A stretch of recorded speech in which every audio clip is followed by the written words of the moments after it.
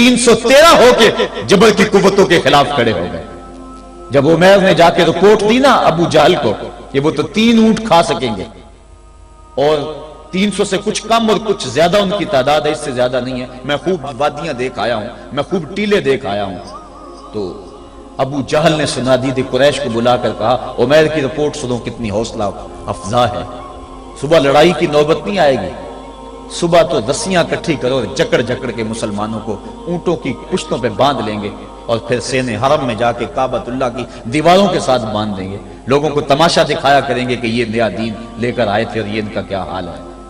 जब उसने रऊनक भरे इतनी जुबान से ये जुमले निकाले तो उमैर जो सारा मंजर अपनी आंखों से देख कर आया था, इब्न हशाम में लफ्ज मौजूद है, उसने कहा वलाकिन रायतु या माशरा कुरैशिन अल बलाया तहमिलुल मनाया, ऐ कुरैश के सरदारों इतने भी तकब्बर में ना आओ, मैं अपनी इन आंखों से देख कर आया हूं कि यसरब की ऊंटनियां अपनी पुश्तों पे निरी मौतें उठा के ले आई, उनके बदन पे चीथड़े हैं, उनके पेट कमर से लगे हुए हैं, लेकिन वो जख्मी सांपों की तरह पेचो ताब खा रहे हैं।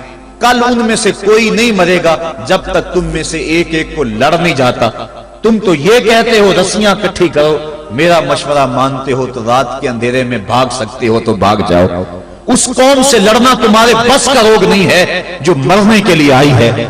इतनी बड़ी कुव्वत को देखकर उनके सीने में खौफ पैदा नहीं हुआ, बल्कि आप जानते हैं बदर की तारीख गवाह है कि 2 घोड़े थे, एक रिवायत में सिर्फ एक घोड़ा था, 6 जिरहें थी, 8 तलवारें थी, 70 ऊंट थे, और जिनके पास तलवारें नहीं थी उन्होंने खजूरों के डंडे तोड़ लिए और हवाओं में लहराने शुरू कर दिए।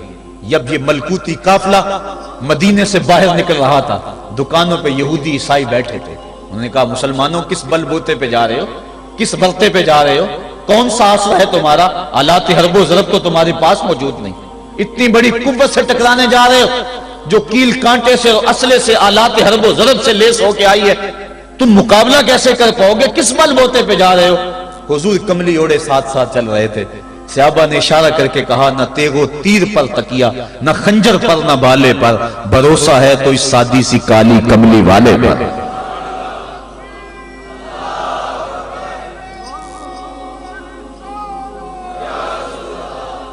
अब उस माहौल में जबकि कुफ्फार पूरा लाओ लश्कर लेके आए और अबू जहल ने कहा ऐलान कर दो लना उज्जा वला उज्जा लकुम, ये उनके बुत का नाम है, हमारे पास उज्जा है तुम्हारे पास उज्जा नहीं, हमारे पास लात है तुम्हारे पास लात नहीं, हमारे पास मनात है तुम्हारे पास मनात नहीं, हमारे 360 खुदा और तुम्हारा एक खुदा, मुकाबला ही कोई नहीं। उसने कहा खड़े हो के ऊंची जगह पे कहा अपने नकीब को ऐलान करो लना उज्जा वला उज्जा लकुम। हुजूर के कानों में आवाज पड़ी, फरमाया अली तुम भी ऊंचे टीले पे खड़े हो जाओ और तुम इनको जवाब में कहो अल्लाह मौलाना वला मौला लकुम, अल्लाह हमारा मौला है तुम्हारा मौला कोई नहीं है। और फिर हुजूर ने सजदे में सर रख दिया। सजदा इतनी बड़ी कुव्वत है, हजारों एटम बम्बों के अंदर वो कुव्वत नहीं है जो सजदे के अंदर ताकत रख दी। आज दुनिया से हम डर रहे हैं इसलिए कि हमारे सजदे छिन गए हैं, हमारे सजदों की आबरू छिन गई है, हमारे सजदों में वो हरारत और गर्मी नहीं रही, वो रिक्कत और वो नरमी नहीं रही। बदर का मैदान है, 1000 का लश्कर जर्रार मुकाबले में है और वो पूरे लाओ लश्कर के साथ नाजो तफाखुर के अंदर मुसलमानों को मिलिया मेट कर देने के जज्बों से दांत पीस रहे हैं कि आज मुसलमानों को कच्चा चबा देंगे। मुसलमानों के साथ पास सिर्फ 8 तलवारें और उनके बतन में खाने के लिए कुछ नहीं। जिस खजूर को चूस के रोजा रखते हैं उसी खजूर को चूस के रोजा अफ्तार करते हैं। ये हालत मुसलमानों की, बदन पे चिथड़े लगे हुए कपड़े हैं, अजीब हालत है। फिर कौन सा आसरा था जो मुसलमानों के काम आया। मुस्तफा करीम ने मस्जिद आरिश में सजदे में पेशानी झुका दी। हजरत अबू बकर सिद्दीक रज़ी अल्लाह ताला अन्हु फरमाते हैं मैं हुजूर के साथ था, सारी रात मुस्तफा रोते रहे, आंखों में आंसू हैं। हुजूर की चादर सर अनवर से सिलट के हुजूर के कंधों पे आ जाती, फिर कंधों से पुश्त पे आ जाती।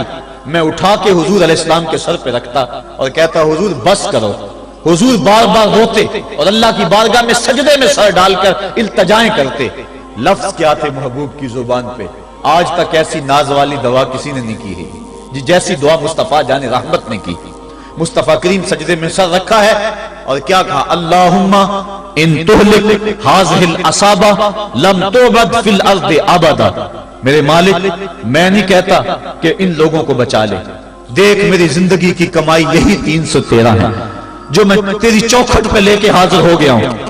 میری زندگی کا کل اثاثہ، میری زندگی کا کل سرمایہ کوہ ابو قبیس پہ کیے گئے درسوں کا نتیجہ، عکاظ کی منڈی کے اندر دیے گئے درسوں کا نتیجہ، اور ذی المجال کے میلے میں تیرے دین کی تبلیغ کا نتیجہ، طائف کے بازاروں میں پتھر کھا کھا کے جو تبلیغ کی اس کا نتیجہ، رستے میں گڑے، رستے میں بچھتے ہوئے کانٹے، اور مکے کے بازاروں میں میرے بدن کے اوپر پڑتی ہوئی اوجریاں، میں نے پھر بھی تیرا کلمہ بلند کیا. میرے مالک میری پوری زندگی کا گداز، میری پوری زندگی کا سرمایہ، میری زندگی کے آنسو، میری زندگی کا رونا سینے حرم کے اندر کعبۃ اللہ کی چھاؤں کے میں سجدے کر کر کے، کوئی کبھی میں نے عمر مانگا، کبھی میں نے حمزہ مانگا، تیرے دین کے لیے میں نے جو ایک ایک کر کے تنکا جوڑا اور یہ ایک چھوٹا سا گھونسلہ بنایا. یہ گھونسلہ اب بجلیوں کی زد میں ہے، کفار کی بجلیاں اس گھونسلے کو جلا دینا چاہتی ہیں. میرے مالک میں یہ نہیں کہتا کہ میرا یہ گھونسلہ اور میری یہ مٹھی بھر جماعت اور یہ چند میرے لوگ اور یہ میرا سرمایہ اور اثاثہ، میری پوری زندگی کی کمائی، میری جوانی کا سرمایہ جو میں نے تیرے سامنے لا کے رکھ دیا ہے، میں یہ نہیں کہتا ان کو بچا لے، لیکن میرے مالک اگر یہ نہ رہے تو قیامت تک پھر تجھے بھی خدا کوئی نہیں کہے گا. ان تہلک ہذہ العصابہ لم تعبد فی الارض ابدا. اگر یہ نہ رہے تو قیامت تک تیرے نام کے ڈنکے بجانے والے بھی دنیا پہ نہیں ہوں گے.